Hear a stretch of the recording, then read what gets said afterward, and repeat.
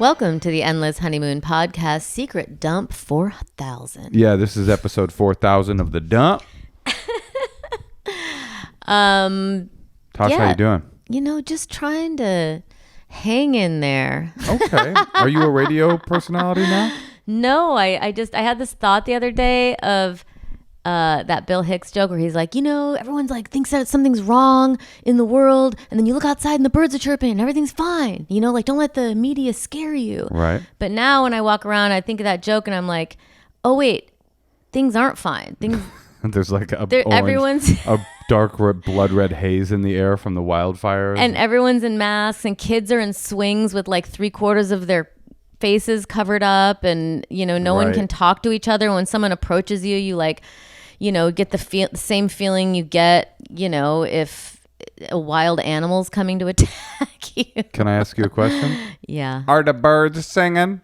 They are still singing. That's what he meant. He meant even no matter what. If I didn't tell the joke very well. A single bird chirp, then you're all good. No, but it used to be true in the 90s where you get like stressed about things, or, you know, in the aughts. That's like that yeah, don't say aughts. Decade has no name. It is aughts, and I don't think you ought to say it. I know, but you're not supposed to say the 90s.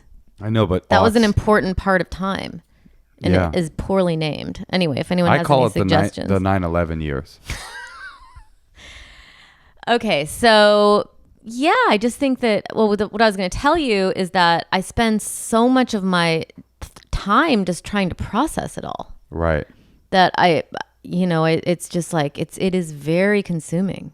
There is something about that I wonder if it's going to be a permanent damage about recoiling from humans.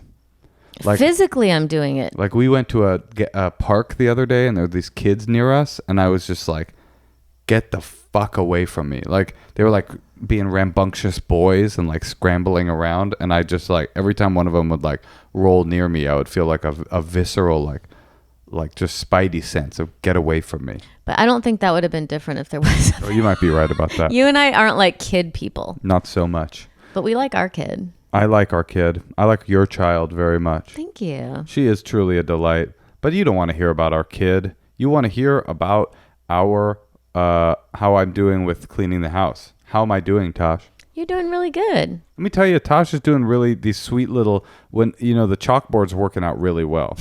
You know? So Moshe had the idea to get a chalkboard. We talked about it. Okay, yeah, just to recap. But her little notes on there, they're never like clean the kitchen. It'll always be like something cute. It'll be like, there seems to be a jar of peanut butter all alone, and it's a little lonesome. You know, something cute like that. I learned that in wife school. Oh, you went to wife school? Where'd you go? It was in Rockford. It was like an academy. Oh, when you were young. Yeah. That's cool. And they taught you how to be like a good wife. That's awesome. That's why you bring me tea with the crust cut and sandwiches with the crust cut off every morning. You know, have I talked to you guys about that? That Natasha fixes me breakfast in bed every morning? No, I don't. Full British breakfast. Oh, wait, hold on. Baked beans. Hold on.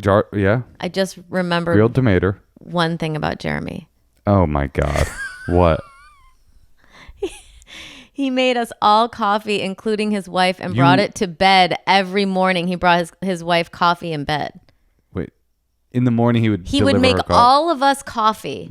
And then bring hers to bed, and he would let her sleep in every morning. Wow. He sounds like, what a man. That is like, how many women out there's husbands wake up, make a room full of people coffee, and then bring you your coffee? That's such a specific question. You might as well have even said, how many women bring how many men on the Northern California coast in a cabin built by Moshe's grandfather would fix-a-roo a few cups of joe? Okay, how many women are brought coffee by their husbands every morning? Well, Zero?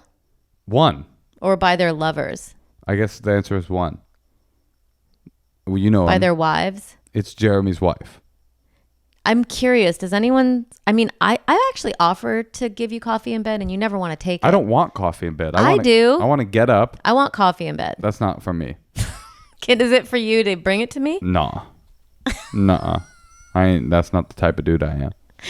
I'm from the streets. You look like you sell weed in Encino. You look like you told that joke on the last Secret Dump. And it's the same night. And No, I perfected it. We're recording. Because at first I said you like a drug dealer. Now we're doing now you know we're doing 2 episodes. That's why we're wearing the same outfits. If you're watching on YouTube, we did 2 episodes in one night. Natasha started a roast joke on the earlier episode. Had some time to observe my look a little more. And now I look like I sell weed in Encino. I look cool, damn it. You know what I look like? I think I look like a Mexican dad. That's what I think I look like. An old school Mexican dad. I dedicate oldies to people, to my sweetheart. You know, I'm single for a while. I drive a Cadillac, and I dedicate oldies to my sweetheart. That's cute. It is cute. Will you bring me coffee in bed just one day? I mean, yeah. Oh, what if it was just like Sundays?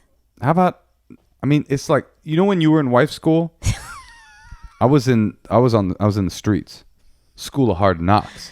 Isn't that the worst kind of person that puts on their profile, it says like school alumni, and they write in school of hard knocks? That's a bad kind of person.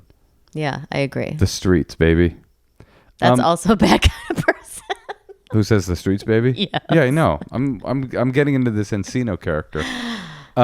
Natasha. Yeah. I'll try to bring you coffee or something like that. It's just like every time I do something like that, I'm just like, what am I, some kind of simp for my wife? You know? I'm not like all like, oh, my wife, here, coffee, you know? Well, I wake up and make you coffee. You know what I do? I get up in the morning before you and I go into the mirror and I practice looking like hard. I take a switchblade out, I kind of flip it, and I go, yeah, you still got it, boy. No, I will say that I like making you coffee because it's one thing I know how to do. Yeah, you're very good at it. Well, I can't really cook, but I can But you can flip a switch on a coffee maker like no one I've ever met. But, you know, I can like make myself get up and like clean it out every night. And, you know, I'm like, you know, trying to man it a little bit.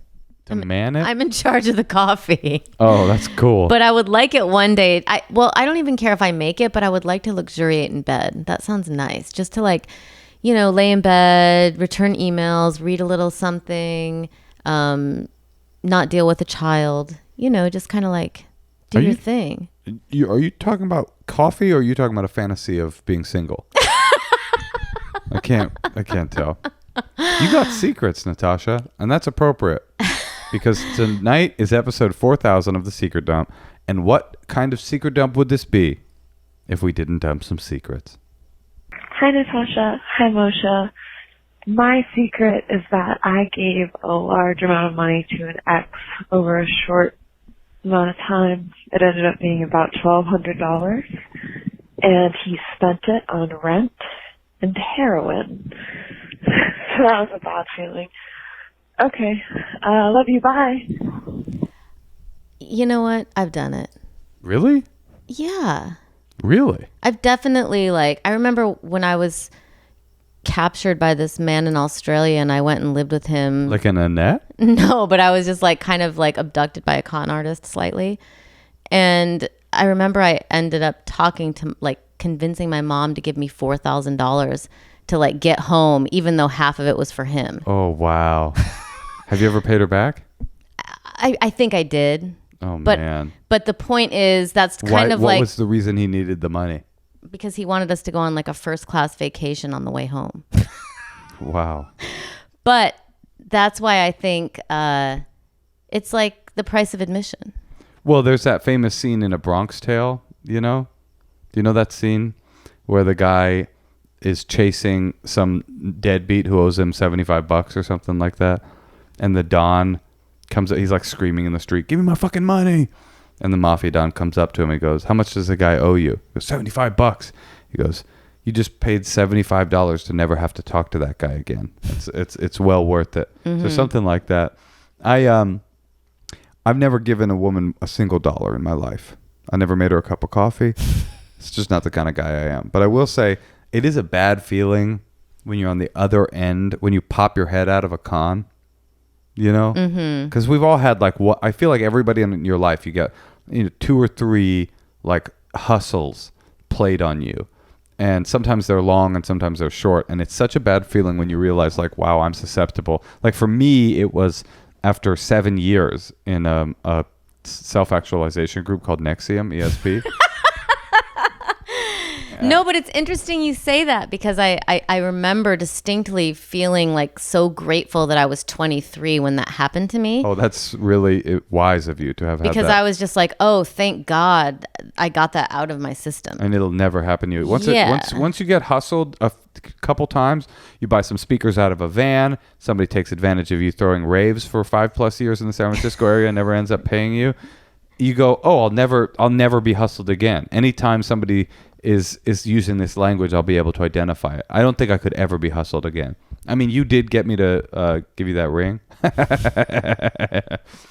But it was worth it, right? It was worth it. It was not a con. It was the real thing. All right, let's hear another. But that ring ain't real. Hi. So I have really long blonde hair, and I like driving with the windows down. And sometimes I brush my hair in the car because it gets tangled with all the wind. And sometimes I clean out my brush and throw the hair out the window. I don't know if that's gross or not, but I've never told anyone about it because I think maybe it is. And so that's my secret. I don't know if it's gross, but I'll tell you what it's not. It's not worthy of a podcast. It's not worthy of calling in a secrets hotline and leaving it. It's well, she's talking about littering. Hair. Organic material. Wispy hair. Something that is by its definition wispy. It really didn't matter that it was blonde. No, but it mattered to her. Okay, can we hear another one? Hey, Moshe. Hey, Natasha. Big fan of the show. I got a secret I never really told anybody. I have masturbated at every single one of my friends and family members' house that I've ever been to. I see it kind of like a challenge, like I want to pretty much beat one out as quickly as I can and then head back outside. I don't know if maybe people have suspected about it. They sometimes give me a weird look, but I still think I could keep going maybe until probably I get caught. Hopefully not, but yeah, that's my secret. Love the show, guys. Bye. What weird look. Wow, how is he doing it? If you're doing it right, no one should ever give you a weird look. Maybe he's too long in the bathroom? I think this might be a phase. I relate to it. I had this. I was once on a flight from, I don't know where I was flying from, maybe Israel to back home. And I had a stopover in Brussels. I'd never been to Belgium before. I had like a 40-minute stopover. And I thought, you know what? Let me just go to the bathroom.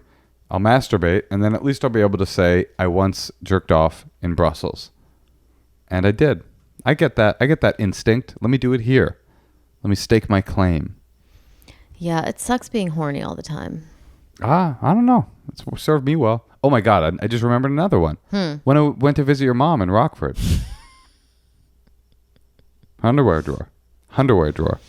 I've never been to Rockford, the truth is. It's kind of a sticking point in our relationship, isn't it? I just want to make you go. Or I want to see it or something. Okay. I'll go to Rockford. After COVID, that should be our first trip. Okay. Rockford, Illinois. Rockford 2022, here we come. Oh, yeah. One more secret into this good night. Hi, Moshe and Natasha. Love your podcast. So I'm calling for the Secrets Hotline. A couple of years ago, when I was maybe 20 years old, my friend and I had some drinks, went to karaoke with our coworkers in Manhattan, and then we ended up in a McDonald's in Midtown Manhattan, and a man in a suit, very disheveled looking, approached us for he wanted to buy us for sex, basically.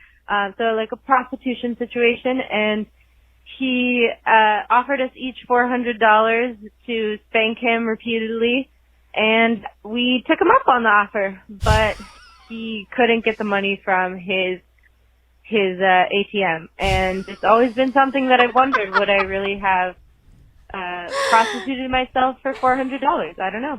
Thanks, guys. She's got company. I love that she was doing that in front of a group. I love too that she kind of knows she would have like figured something out when she got she was gonna fuck him for $400. That's Spank him. Oh, I would spank someone for $400. Maybe not though. Currently? No. Here's my problem. She started talking and she was like, I was with a bunch, we were out at night and then we wound up at McDonald's. And I was like, that sounds so fun. Just because I'm stuck in COVID. When she said the word Manhattan, I was like, oh, I miss Manhattan. People live in Manhattan. Even a McDonald's in Manhattan, like drunk at like Sounds 2 a.m., cool. like getting into trouble. I was thinking about what I missed tonight. I miss stand-up, performing it. I miss you being gone to do stand-up too. Natasha said that to me the other day. She's like, did we say that on the podcast already? I don't know. She's like, I don't know. I miss the road. She's like, well, I mean, I miss you being on the road and me having some time off. I miss the theater. I do too. I can't even like think about it. Going to the theater. I mean, but I don't understand. How is it going to come back in like a year? It'll be back. Theater is as old as humanity. You know, the truth is theater. Are you ready for some? You're tuned into white people talking. Theater is as old as civilization, older than civilization. I mean, the beginning of ritual was just people putting on masks and like jumping around pretending to be the gods. So theater is not going anywhere. I miss massage, getting a massage and giving them. I used to give massages when you would go out on the road. I would put an ad on FetLife and I would say, does anybody need to get oiled up? And I would give them amateur chiropractic adjustments. And I miss that. I miss restaurants. And I miss Manhattan. I just realized. I'm adding that to my list. It is funny that the pandemic makes you miss Manhattan if you've ever been there. I love Manhattan. What do you mean? Oh, yeah. No, I'm just saying like anybody who's ever been to New York, because New York is like the ultimate. Non-pandemic. Right. Like COVID-wise, it seems like the most nightmare. Right. If you think about it. Like I think the instinct now is like space, nature, one more. air. Huh? I miss hugging my friends. Hello. I don't really miss that. I like that. I'm rave. You're a hugger? I didn't know that about you, Moshe. Usually when I meet people, I say, "Are you a hug person?" And then I give them a big hug. Cute. It's the cutest. I don't really do that. You miss hugging. Okay, yeah. I'm not sure what I miss. What are your misses? I miss just like I want to let loose. How so? I want to like go out and like have fun and be obnoxious and like yell on the street and like dance and hang out with friends and have a party and I don't know. You miss your 20s. That's what that sounds like. Okay. Tosh, don't ever change. You don't want to do that? That is not in the fantasy zone of what I think about. But hang out and have fun? I miss Mexico. I want to go to Mexico. You miss like family vacations? No, I miss like going on vacation. Yeah, of International travel. Europe. That sounds cool. I know, but right now I feel I envision all those things for myself with you. And right now we're spending so much time together that my mind is going to like, where else do I spend time? Oh, I see. So when I say, what do you miss? You're thinking, I miss not being around you. Well, that's nice. No, I'm just saying like that we get to totally develop and grow our relationship and nurture it. And it's amazing. But I'm saying fine. like everything else is out. I miss, I forgot what I miss. I miss going on trips with my bros and not my ball and chain. I'm just saying, it's like even just like a simple thing of like having a coffee at a cafe is like turned into this like paranoid activity in a doctor's mask. Well, you know what? When I look at you in a KN95 mask, you know what I think? What? I love you. I love you too.